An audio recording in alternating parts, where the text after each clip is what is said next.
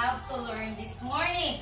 But before that, we will review first what have you learned about adjectives. Who can define what is or what are adjectives? Yes, John Dave? Adjectives, the words that describe. Adjectives are words that describe. Can you repeat your answer, John Dave? Adjectives are words that describe. Okay, very good. Adjectives are words that describe. You know already that one when we have our past lesson. Now, who can give me at least 5 examples of adjective? Give me one. Gian. Hot, Hot. Very good. How about you, Genesis? cold, Cold. Very good. Yes, Shinami. small, Small. That's correct. GM. Tall. That's correct. One more. Zed Riven. Short. Okay. All examples that you have given are all adjectives. Those are adjectives. Now, I have here misspelled words. Okay?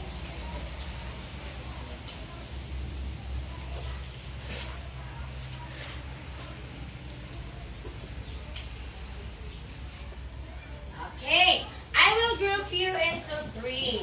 So, to make it easier for the group, this part will be the group 1, and the center part will be the group 2, and this part will be group 3. Now, as you look at the screen, there are misspelled words.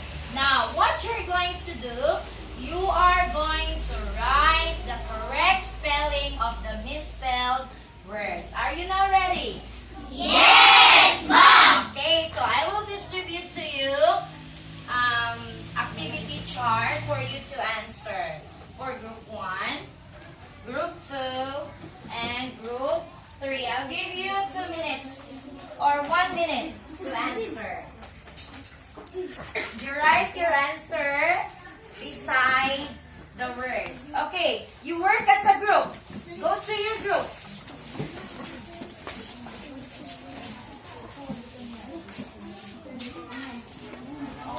If you are done, you are going to post your chart on the board.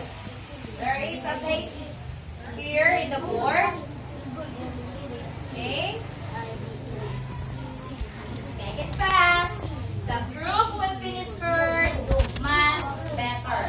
Much better. Okay, you post your work on the board. Okay? So if you are done, go to your seats.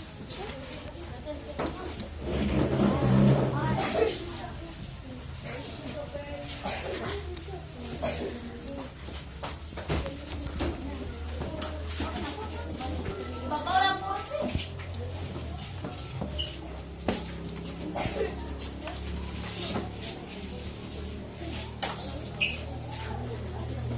Okay. Let us try to look at your words. Okay, so try to look at the screen. So, the misspelled word, look at the screen, it's positive. So what will be the correct spelling? Is this correct? Correct! Yes, this is correct. How about the word? What is the second word? Regular. Okay, what's the correct spelling? Is this correct? Yes! That's correct. So group 1 got 2 correct answers. Okay, let us give them a nice clap. N-I-C, go!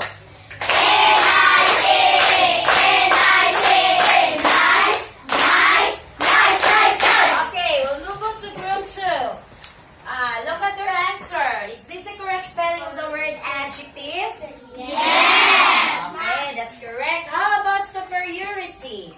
Is this the correct one? Yes! Okay, that's correct. Let's give them good clap. G-O-O-D, go!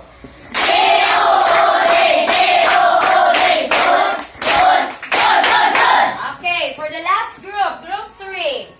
Okay, the word compare. Is this the correct spelling? Yes, Okay, this is correct. Next, how about the word supremacy? Is this the correct spelling? Yes, Mom! Okay, group 3 correct answers. So let's give them also a nice clap. N-I-C-E, go!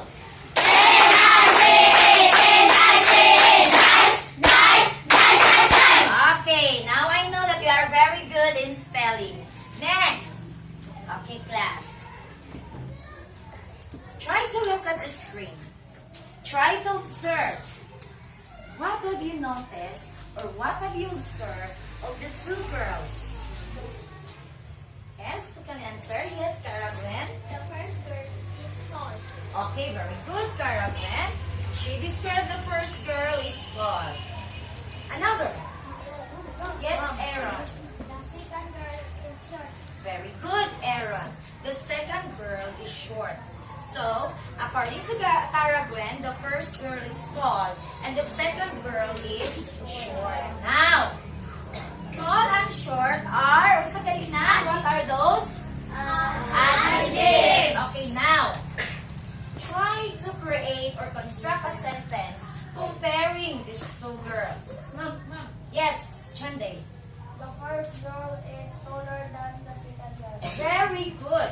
The first girl is taller than the second Girl. girl.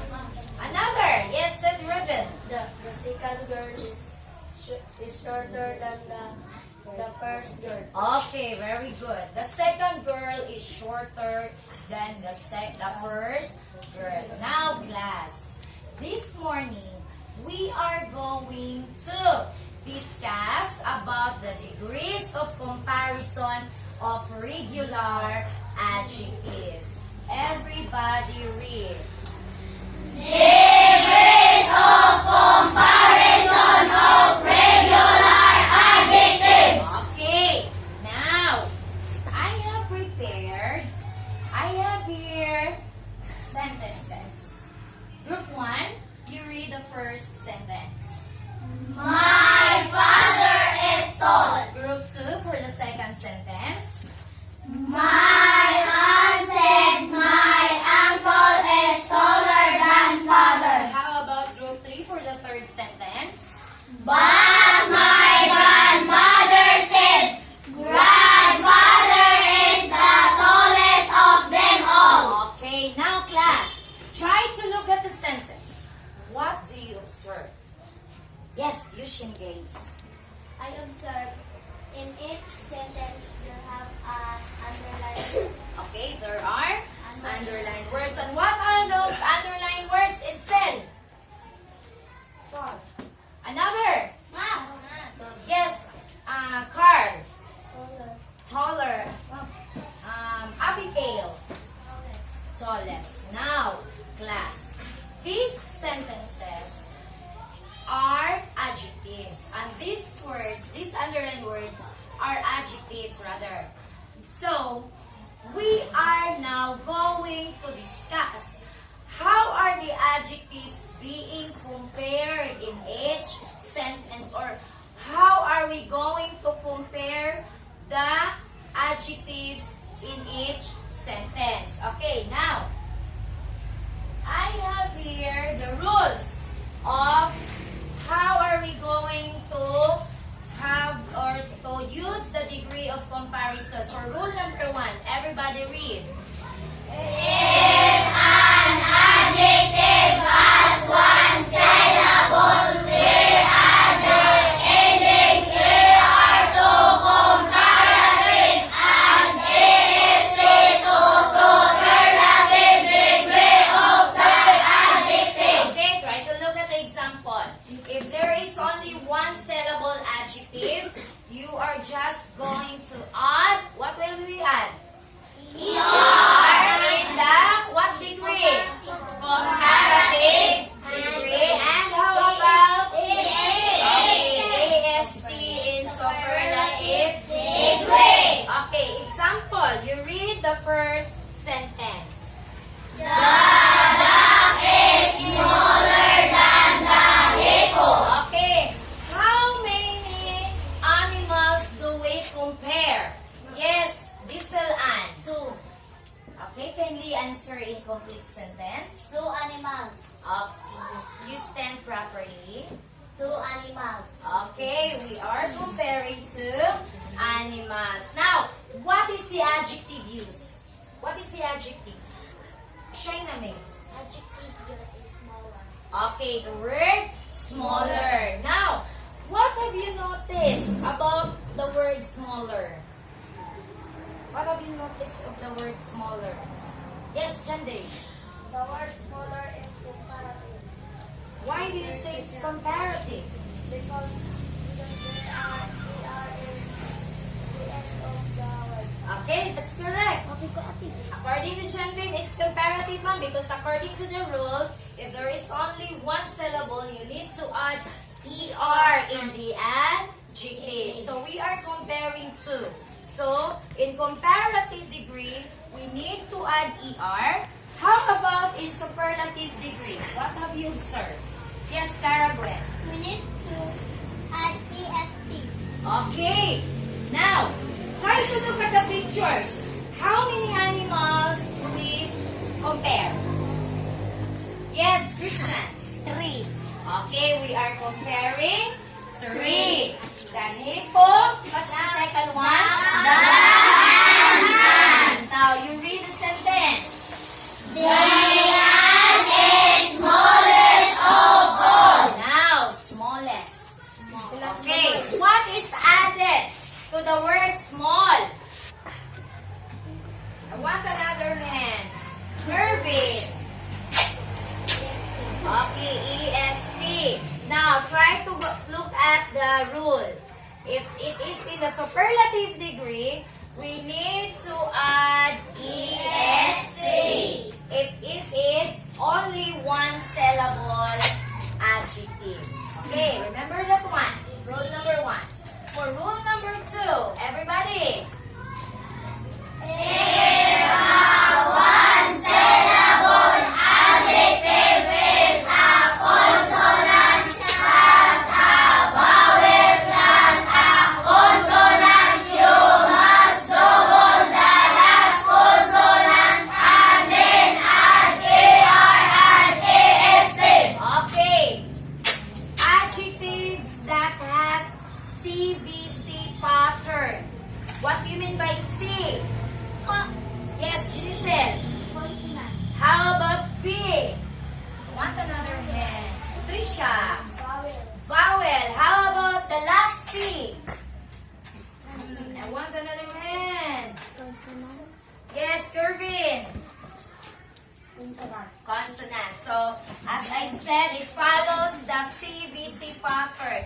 If the adjective follows CVC pattern, you need to double the last consonant letter. So, for the word big, you need to double. What is the last consonant?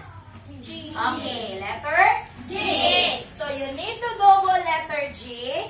Then, if it is in comparative, you need to add, what will you add? G. G. If it is in comparative, ER. okay, you need to add ER. In superlative, okay, do not forget that one.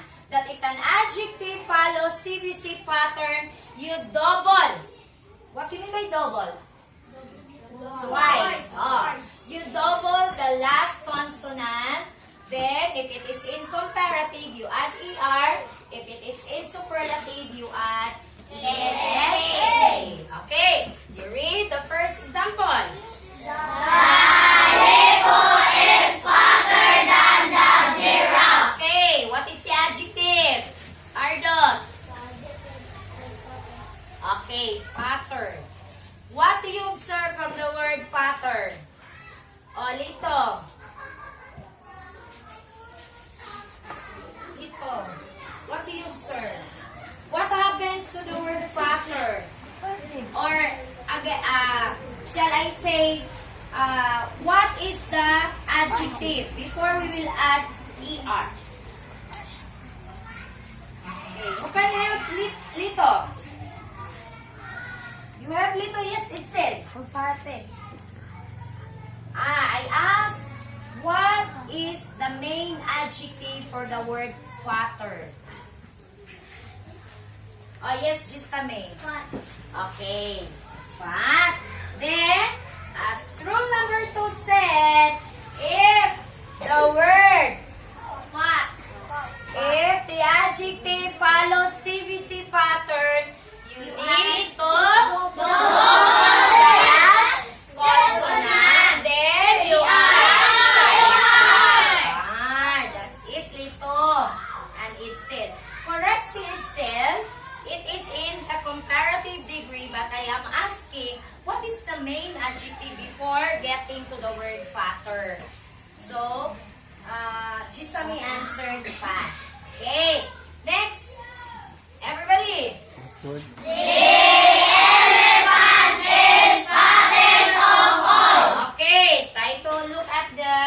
animals. So it is obviously, as you can see, the elephant is the fattest of them all. Okay, what is being added to the word fat? Before adding EST, what did you do? Yes, Yushin. Double the word P and add T EST. is a letter. It's not a word. Double Double the word the and letter. the letter T and add EST. Okay, that's good. Okay, you double the last consonant, which is letter T, and add EST. Okay. Is it understood for rule number 2? Yes. Okay. Last rule. Number 3. Everybody. If an adjective ends with a Y, change the Y to I and add ER and EST. Okay.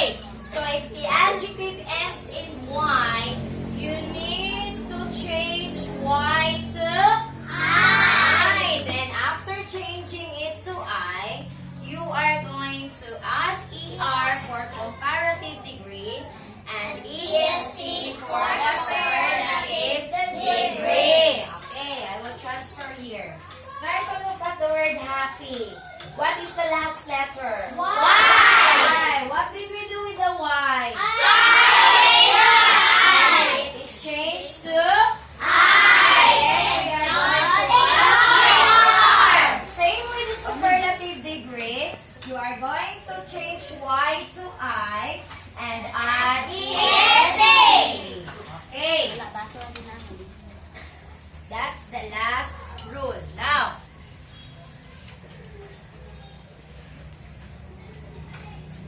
I have here an exercise.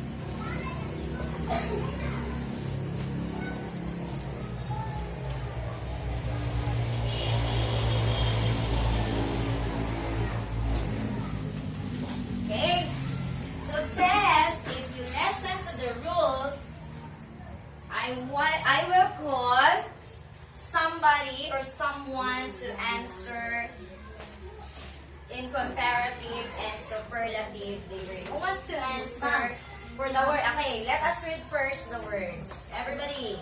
Young, small, pretty, smart, hot. Okay, who wants to answer for the first word? Yes, Christian, I want you. Or is my okay. You use that one.